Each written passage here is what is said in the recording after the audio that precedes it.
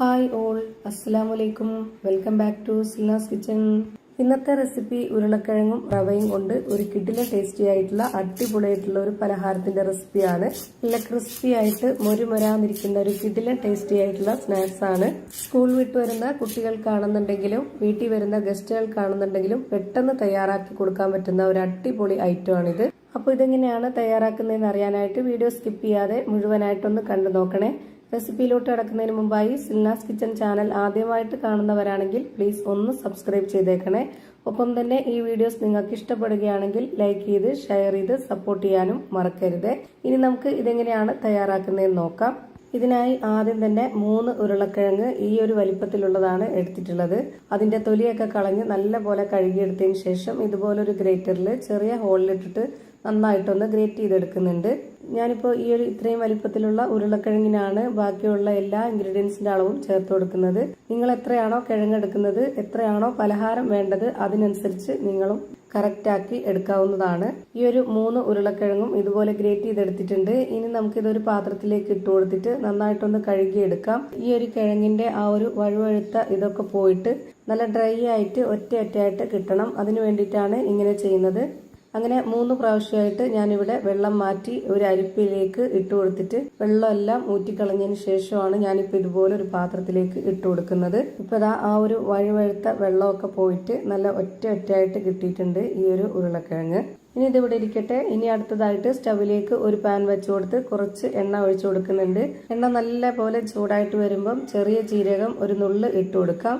അതൊന്ന് നന്നായിട്ട് ചൂടായിട്ട് വരുമ്പോൾ ഇതിലേക്ക് വെളുത്തുള്ളി ഇഞ്ചി ചതച്ചതാണ് 1/4 സ്പൂൺ അളവിൽ ഇട്ട് കൊടുക്കുന്നത്. പിന്നെ ഒരു 1/4 ഭാഗം സബോള ചെറുതായിട്ട് കട്ട് ചെയ്തിട്ടുള്ളതും കൂടെ ഇട്ട് കൊടുക്കാം. പിന്നെ ഇതിലേക്ക് ഒരു നുള്ള് മഞ്ഞൾപ്പൊടി, ഒരുപാട് ഇട്ട് കൊടുക്കണ്ട, വളരെ കുറച്ച് മഞ്ഞൾപ്പൊടി ഇട്ട് കൊടുത്തു. പിന്നെ ഒരു നുള്ള് ഗരം മസാലപ്പൊടി ഇട്ട് കൊടുത്തു. ഇനി ഇതൊന്ന് ഇളക്കി കൊടുക്കുന്നുണ്ട്.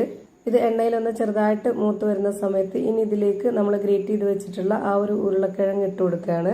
ഇനി ഈ കിഴങ്ങൊന്ന് വെന്ത് വരാനായിട്ട് ഇതിലേക്ക് 250 ml കപ്പിന്റെ അളവിൽ 1 കപ്പ് വെള്ളം ഒഴിച്ചു കൊടുക്കാം. എന്നിട്ട് ഇതിലേക്ക് ആവശ്യത്തിനുള്ള ഉപ്പിട്ട് കൊടുത്തതിന് ശേഷം ഇത് നല്ല പോലെ ഒന്ന് ഇളക്കി യോജിപ്പിച്ച് കൊടുക്കുന്നുണ്ട്. ഇനി ഇതൊന്ന് വെന്ത് വരാനായിട്ട് ഒരു 2 മിനിറ്റ് നേരം ഇതൊന്ന് അടച്ചു വെച്ച് വേവിച്ചെടുക്കാം. പെട്ടെന്ന് തന്നെ വെന്ത് കിട്ടും. കാര്യം ഇതത്രയും നൈസായിട്ടാണ് നമ്മൾ ഗ്രേറ്റ് ചെയ്തെടുത്തിട്ടുള്ളത്. 2 മിനിറ്റ് നേരം കഴിയുമ്പോഴേക്ക് ഇത് നല്ലപോലെ വെന്ത് കിട്ടിയിട്ടുണ്ടാവും. പിന്നെ ഇതിലേക്ക് ഇട്ട് കൊടുക്കുന്നത് 250 ml കപ്പിന്റെ അളവിൽ 1 കപ്പ് വറുത്ത റവയാണ്. ഇതിലേക്ക് വറുത്ത റവ തന്നെ എടുക്കാൻ വേണ്ടി നോക്കുക, എന്നാലേ ഉദ്ദേശിച്ച ആ ഒരു പരുവത്തിൽ കിട്ടുള്ളൂ. ഈ റവ ഇട്ട് കൊടുക്കാൻ നേരമായപ്പോൾ ലോ ഫ്ലെയിമിലാണ് ഞാൻ ഇട്ട് കൊടുത്തിട്ടുള്ളത്. ഇനി അങ്ങോട്ട് ലോ ഫ്ലെയിമിൽ ഇട്ട് കൊടുത്തിട്ട് ഇതുപോലെ നന്നായിട്ടൊന്ന് മിക്സ് ചെയ്ത് കൊടുക്കാം. ഇനി ഇതിലേക്ക് വേറെ വെള്ളമൊന്നും ഒഴിച്ചു കൊടുക്കേണ്ട ആവശ്യമില്ല. ഇത് തന്നെയാണ് ഇതിന്റെ കറക്റ്റ് ആയിട്ടുള്ള പരുവം. ഇനി ഇതിലേക്ക് 2 പച്ചമുളകും അതുപോലെ കുറച്ച് കറിവേപ്പിലയും നല്ല പൊടിയായിട്ട് അരിഞ്ഞെടുത്തിട്ട് അതുകൂടെ ഇതിലേക്ക് ഇട്ട് കൊടുത്തിട്ട് ഇളക്കി കൊടുക്കുന്നുണ്ട്. മല്ലിയിലയുടെ ഫ്ലേവർ ഇഷ്ടമുള്ളവർക്ക് അതുകൂടി ചേർത്ത് കൊടുക്കാവുന്നതാണ്. ഇനി ഇത് രണ്ടും കൂടെ ഇട്ട് കൊടുത്തതിന് ശേഷം ഒന്നുകൂടി ഇളക്കി യോജിപ്പിച്ച് കൊടുക്കാം. ഇപ്പോഴും ഞാനിത് ലോ ഫ്ലെയിമിൽ തന്നെയാണ് വെച്ച് കൊടുത്തിട്ടുള്ളത്. ഈ ഒരു ഫ്ലെയിമിൽ തന്നെ വെച്ച് കൊടുത്തിട്ട് ഒരു 2 മിനിറ്റ് നേരം കൂടി ഈ ഒരു റവ വെന്ത് കിട്ടാനായിട്ട് അടച്ചു വെച്ച് കൊടുക്കുക. ഒരു 2 മിനിറ്റ് ആകുമ്പോഴേക്ക് നമ്മുടെ കിഴങ്ങ് കൊണ്ടുള്ള ഒരു ഉപ്മാവ് നമുക്ക് റെഡിയായി കിട്ടും. ഈ ഒരു രീതിയിൽ നമുക്ക് ബ്രേക്ക്ഫാസ്റ്റ് ആയിട്ടോ സ്നാക്സ് ആയിട്ടോ ഒക്കെ നമുക്ക് ഏത് സമയത്ത് വേണമെങ്കിലും കറികൾ ഒഴിച്ചിട്ടോ കറികളില്ലാതെയോ ഒക്കെ കഴിക്കാൻ പറ്റും. ഇനി ഞാനിപ്പോൾ അങ്ങനെയല്ല ചെയ്തെടുക്കുന്നത്. ഞാനിപ്പോൾ ഇതൊരു സ്നാക്സ് ആക്കിയിട്ടാണ് എടുക്കുന്നത്. അതിന് വേണ്ടിയിട്ടാണ് ഇനി ഇങ്ങനെ ചെയ്യുന്നത്. ഈ മാവിന്റെ ഒരു പകുതി ചൂടാറിയതിനു ശേഷം കൈകൊണ്ടൊക്കെ തൊട്ടാൽ ഒരു കുഴപ്പമില്ലാത്ത ആ ഒരു പരുവത്തിൽ നമ്മൾ എടുത്തിട്ട് ഇതുപോലെ നന്നായിട്ടൊന്ന് കുഴച്ചിട്ടെടുക്കാം. ഇനി ഈ മാവിനെ 2 ആക്കി എടുക്കുന്നുണ്ട്. 2 ആക്കി എടുത്തതിന് ശേഷം നമ്മൾ ഇതുപോലെ ഷേപ്പ് ആക്കി എടുക്കുക. ഇതുപോലെ ബോൾ ഷേപ്പിലാക്കി എടുക്കണം. എന്നിട്ട് ഒരു ബോർഡിലോ അല്ലാന്നുണ്ടെങ്കിൽ നമ്മുടെ സാധാരണ കൗണ്ടർ ടോപ്പിലോ കുറച്ച് ഓയിൽ ഒഴിച്ചു കൊടുത്തിട്ട് ഇതുപോലെ മൊത്തത്തിലൊന്ന് സ്പ്രെഡ് ആക്കി കൊടുത്തതിന് ശേഷം അതിൽ നിന്നൊരു മാവെടുത്ത് ഇതിലേക്ക് വെച്ച് കൊടുത്തതിന് ശേഷം ഇതുപോലെ ഒന്ന് പരത്തി കൊടുക്കുക.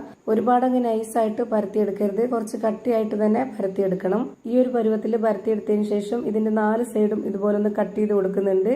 എല്ലാം ഒരേപോലെ കിട്ടാനാണ്. എന്നിട്ട് നമുക്ക് ഇഷ്ടമുള്ള വലിപ്പത്തിൽ ഷേപ്പിലൊക്കെ ഇത് കട്ട് ചെയ്തെടുക്കാവുന്നതാണ്. ഞാനിപ്പോൾ ഇത് ഈ ഒരു പരുവത്തിൽ ഈ വലിപ്പത്തിലാണ് കട്ട് ചെയ്തെടുക്കുന്നത്. ഇത് കണ്ടുകൊണ്ടിരിക്കുമ്പോൾ തന്നെ സിൽനാസ് കിച്ചൺ ചാനൽ ആദ്യമായിട്ട് കാണുന്നവരാണെങ്കിലും ഇതുവരെയും കണ്ട് സബ്സ്ക്രൈബ് ചെയ്യാത്തവരും പ്ലീസ് ഒന്ന് സബ്സ്ക്രൈബ് ചെയ്തേക്കണേ. ഒപ്പം തന്നെ ഈ വീഡിയോസ് നിങ്ങൾക്ക് ഇഷ്ടപ്പെടുകയാണെങ്കിൽ ഒരു ലൈക്ക് ചെയ്ത് ഷെയർ ചെയ്ത് ഹൈപ്പ് ചെയ്ത് സപ്പോർട്ട് ചെയ്യാനും മറക്കരുത്. ഇപ്പൊ എല്ലാം ഇവിടെ ഇതുപോലെ കട്ട് ചെയ്തെടുത്തിട്ടുണ്ട്. ഇതേപോലെ തന്നെ എല്ലാ മാവിലും കട്ട് ചെയ്ത് ഒരു പാത്രത്തിലേക്ക് മാറ്റാവുന്നതാണ്. ഇനി ഇതിന്റെ വക്കൊക്കെ ഒന്ന് ഷേപ്പാക്കി എടുക്കണമെന്നുണ്ടെങ്കിൽ ചെറുതായിട്ട് കൈവച്ചിട്ട് ഇതുപോലെ ഒന്ന് ഒതുക്കി കൊടുത്താൽ മതി. ഇനി നമുക്ക് ഇതെല്ലാം ഒന്ന് ഫ്രൈ ചെയ്തെടുക്കാനുള്ളതാണ്. അതിനായിട്ട് സ്റ്റവിലേക്ക് ഒരു പാൻ വെച്ച് കൊടുത്തതിന് ശേഷം ഫ്ലെയിം ഓൺ ആക്കി കൊടുത്തിട്ട് വളരെ കുറച്ച് എണ്ണ ഒഴിച്ചു കൊടുക്കുക. അതായത് ഇത് മുങ്ങി കിടക്കുന്ന രീതിയിൽ ഫ്രൈ ചെയ്തെടുക്കരുത്. എന്നിട്ട് ഇതിലേക്ക് ഒരു നുള്ള് മഞ്ഞൾപ്പൊടിയും ഒരു നുള്ള് മുളക് പൊടിയും ഇട്ട് കൊടുത്തതിന് ശേഷം ഇതുപോലെ നന്നായിട്ടൊന്ന് ഇളക്കി കൊടുക്കുക. നമ്മുടെ ആ ഒരു പലഹാരത്തിന് ചെറിയൊരു എരിവും ചെറിയൊരു കളറൊക്കെ കിട്ടാനാണ് ഇങ്ങനെ ചെയ്യുന്നത്. ഇനി ഇതെല്ലാം ഓരോന്നോരോന്നായി ഇട്ട് കൊടുത്തതിന് ശേഷം ഒരു ഭാഗം 1-2 മിനിറ്റ് ഒന്ന് വേവിച്ചെടുക്കണം. ഹൈ ഫ്ലെയിമിൽ വെച്ച് കൊടുക്കരുത്, അപ്പോൾ ഇത് പെട്ടെന്ന് കരിഞ്ഞു പോകും. ഒരു മീഡിയം ഫ്ലെയിമിൽ ഇട്ട് കൊടുത്തതിന് ശേഷം മാത്രം ഇത് വേവിച്ചെടുക്കുക. ഇപ്പോൾ ഇതിൻ്റെ എല്ലാം ഒരു ഭാഗം വെന്ത് കിട്ടിയിട്ടുണ്ട്. ഇനി നമുക്ക് ഇതെല്ലാം ഒന്ന് തിരിച്ചിട്ട് കൊടുക്കാം. തിരിച്ചിട്ട് കൊടുത്തതിന് ശേഷം പിന്നെ 1 മിനിറ്റ് നേരം കൂടി വേവിച്ചാൽ മതി. അതിൽ കൂടുതൽ വേവിച്ചെടുക്കേണ്ട ആവശ്യമില്ല. 1 മിനിറ്റ് നേരം ഈ ഒരു ഭാഗം കൂടെ ഒന്ന് വേവിച്ചെടുത്തതിന് ശേഷം പിന്നെ നമുക്കിത് എണ്ണയിൽ നിന്ന് കോരിയെടുക്കാവുന്നതാണ്. ഇപ്പോൾ ഇതാ പുറം ഭാഗം നല്ല മൊരുമൊരാന്നിരിക്കുന്ന, അകം നല്ല സോഫ്റ്റ് ആയിട്ടിരിക്കുന്ന ഒരു കിഡിലൻ റെസിപ്പി റെഡിയായി കിട്ടി. നല്ല ടേസ്റ്റാണ്. ഒരു തവണ നിങ്ങൾ ഇതുപോലെ ഒന്ന് ട്രൈ ചെയ്ത് നോക്കുക. എന്തായാലും നിങ്ങൾക്ക് എല്ലാവർക്കും ഇഷ്ടമാവും. അതുപോലെ തന്നെ ഇത് ഒരുപാട് എണ്ണ കുടിക്കുമെന്ന് ഓർത്ത് പേടിക്കേണ്ട. നമ്മൾ ഒഴിച്ചു കൊടുത്തിട്ടുള്ള ആ ഒരു എണ്ണ ഇത് ഫ്രൈ ചെയ്തതിന് ശേഷവും അതിലിരിപ്പുണ്ട്. ഇപ്പം ഞാനിതെല്ലാം ഒരു പാത്രത്തിലേക്ക് ഇട്ട് കൊടുത്തിട്ടുണ്ട്. ഇത് എത്രത്തോളം ക്രിസ്പി ആണെന്നുള്ളത് ഞാനിപ്പോൾ കാണിച്ചു തരാം. അതിലെ നല്ല ക്രിസ്പി ആയിട്ടുള്ള നല്ല മൊരുമൊരാന്നിരിക്കുന്ന ഒരു അടിപൊളി പലഹാരം റെഡിയായി കിട്ടി. ഇനി ഞാനിതൊന്ന് പൊട്ടിച്ച് കാണിച്ചു തരാം. അപ്പോൾ ഇതാ ഇത്രയേ ഉള്ളൂ ഇന്നത്തെ വീഡിയോ. വീഡിയോ ഇഷ്ടമായാൽ ലൈക്ക് ചെയ്യാനും കമൻറ്റ് ചെയ്യാനും ഷെയർ ചെയ്യാനും മറക്കരുത്. പുതിയൊരു വീഡിയോയുമായി വീണ്ടും വരും. Thank you for watching.